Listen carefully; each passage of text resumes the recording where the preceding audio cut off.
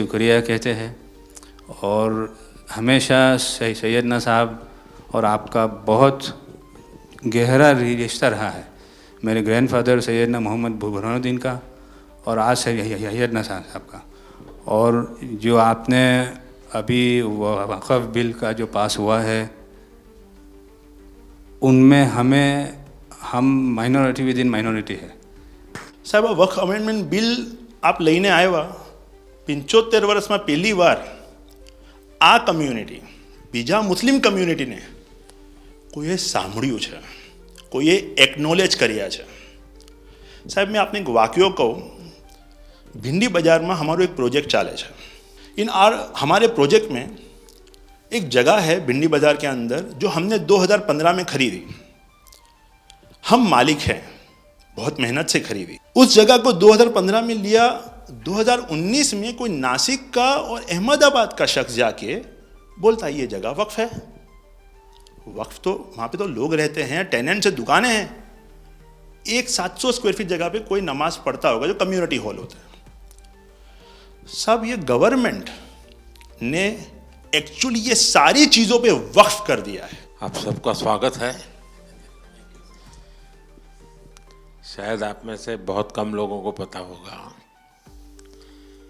कि जब मेरे मन में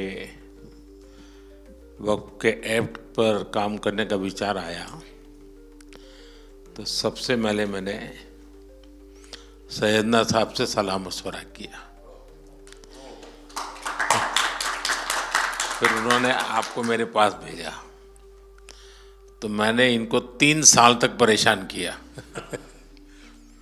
कि आप ज़रा इसको अपने तरीके से देखिए, आप अपनी लीगल एडवाइस लीजिए, मुझे ड्राफ्ट दीजिए।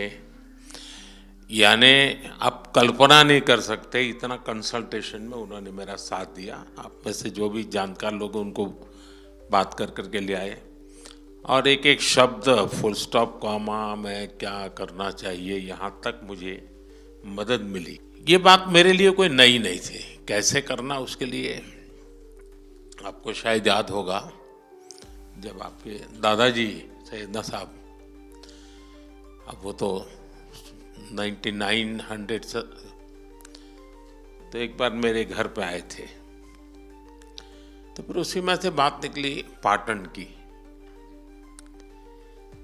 अब एक व्यक्ति इस वक़्फ़ के नाम पे आप लोगों के लिए वो सबसे बड़ी श्रद्धा की जगह है, उसको दबोच के बैठा हुआ। अब मैं भारी कोशिश की मैंने खुद ने, यानी मुझे मालूम था कि कितनी पीड़ा आप लोग सह रहे।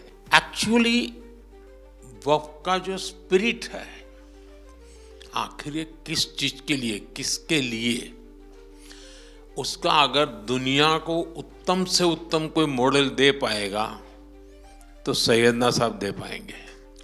लेकिन अब नई व्यवस्था में कानून के तहत तो दुनिया देखे, क्योंकि देखिए कल तक वक्फ के नाम पर क्या हुआ और अब देखिए कैसे हो सकता है।